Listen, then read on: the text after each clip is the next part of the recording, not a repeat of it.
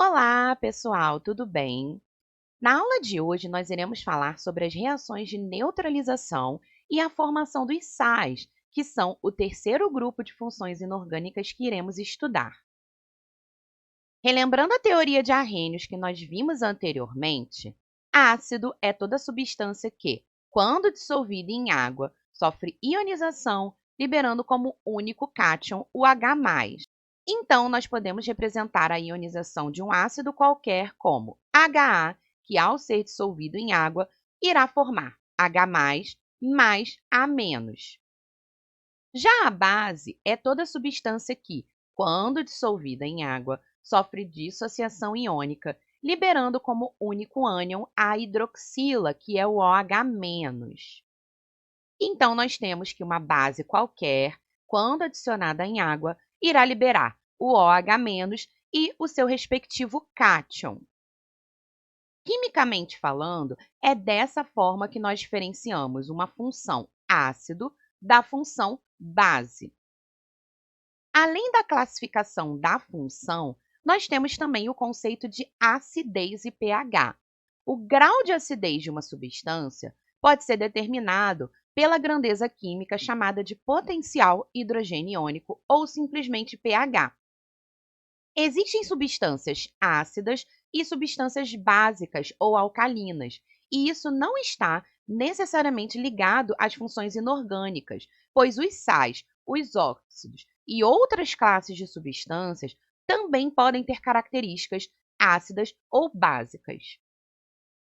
Quando falamos de seres vivos, o pH afeta diversos órgãos e células, pois ele regula o seu funcionamento correto.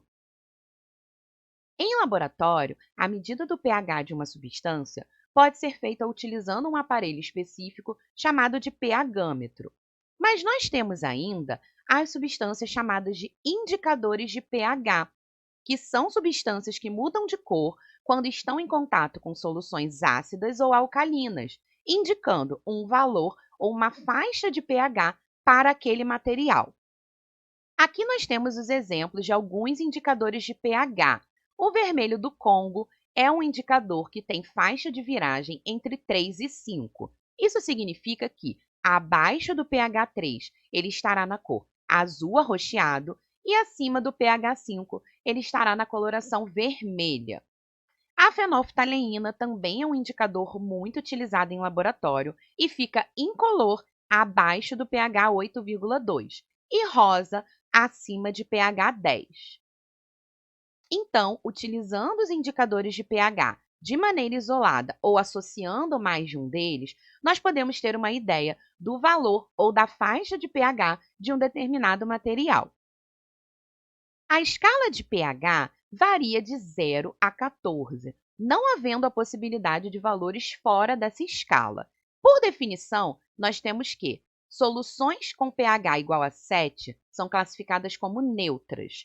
Valores abaixo de 7 são classificados como soluções ácidas, sendo que, quanto mais próximo de zero, maior a acidez, e valores acima de 7 são classificados como soluções básicas, sendo que, quanto mais próximo de 14, mais alcalina ou básica será a substância.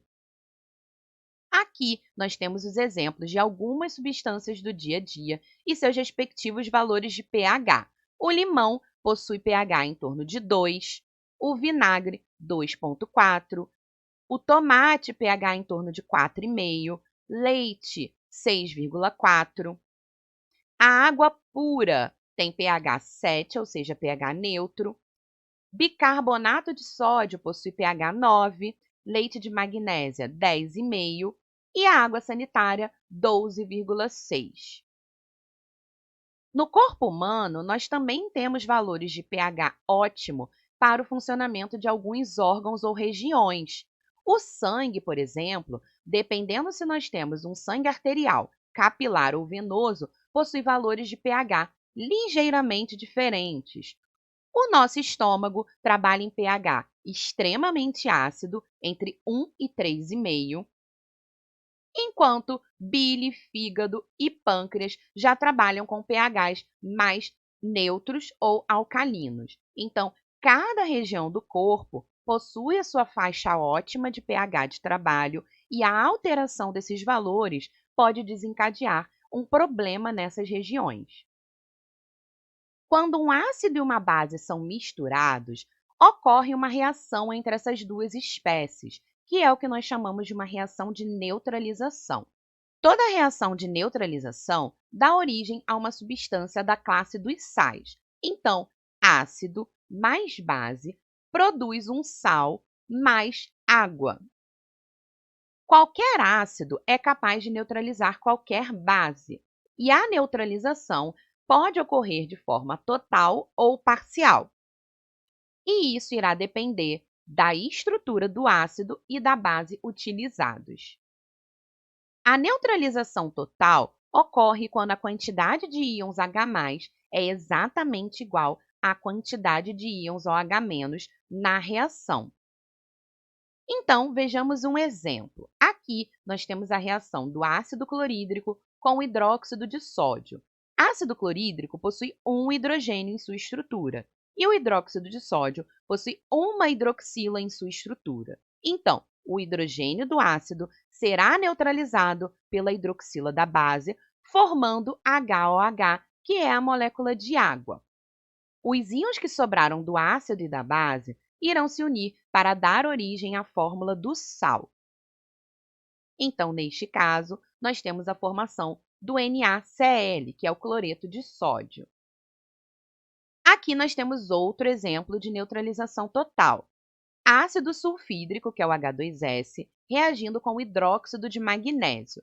Nesse caso, o ácido possui 2 hidrogênios ionizáveis e a base possui 2 hidroxilas. Então, nós temos 2 vezes o HOH, ou seja, 2 moléculas de água serão produzidas.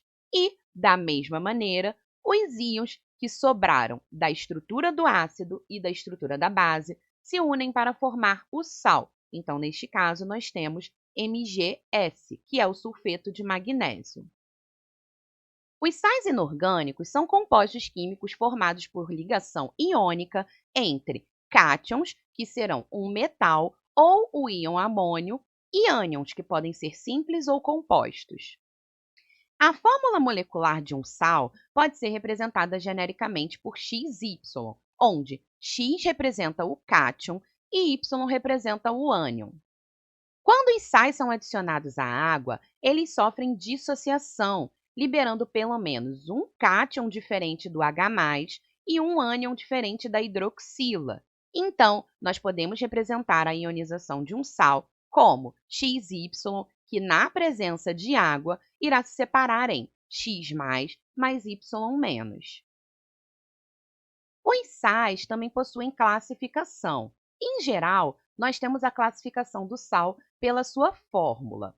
Nós temos os sais simples ou sais neutros, que são formados por apenas um cátion e um ânion.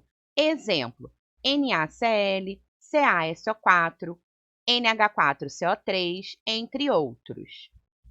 Há ainda também os sais duplos, que neste caso nós teremos 2 cátions ou 2 ânions na fórmula. Então, nós temos como exemplo KNaSO4, é um sal que possui 2 cátions, e CaBrCl, que é um sal que possui 2 ânions. Além disso, nós temos os sais formados por neutralizações parciais. Os hidrogenossais ou sais ácidos apresentam 2 cátions na sua fórmula, sendo um deles obrigatoriamente o H+. Então, nós temos NaHCO3, CaHBO3. São hidrogenossais, pois possuem a sobra de um hidrogênio na sua estrutura. Ou seja, não houve a neutralização total de todos os hidrogênios do ácido que deu origem a esse sal. De forma similar, nós temos os hidroxissais ou sais básicos, que apresentam 2 ânions em sua estrutura, sendo um deles obrigatoriamente a hidroxila ou hidróxido. Então, MgOHCl, nós temos a sobra da hidroxila na fórmula, AlOH2ClO3, também temos a sobra da hidroxila na fórmula. Então, neste caso, durante a reação de neutralização, não foi possível neutralizar todas as hidroxilas da base. Nós temos também os sais hidratados, que são sais que apresentam moléculas de água associadas à sua estrutura cristalina. Então, a fórmula de um sal hidratado terá a fórmula do sal com ponto H2O, sendo a quantidade de água variável de acordo com a fórmula do sal. No caso do cloreto de cálcio, nós temos 2 moléculas de água na sua estrutura cristalina, e no caso do sulfato de cobre, nós temos 6 moléculas de água em sua estrutura cristalina. E por último, nós temos os sais chamados de alúmen, que são sais formados por 2 sulfatos com cátions obrigatoriamente de carga +1 e +3, além de 24 moléculas de água em sua estrutura. Aqui nós temos um exemplo de alúmen, que é o sulfato de potássio com sulfato de alumínio e as 24 moléculas de água na sua estrutura. Bom, gente, essa foi a nossa aula de hoje. Espero que vocês tenham entendido e até a próxima!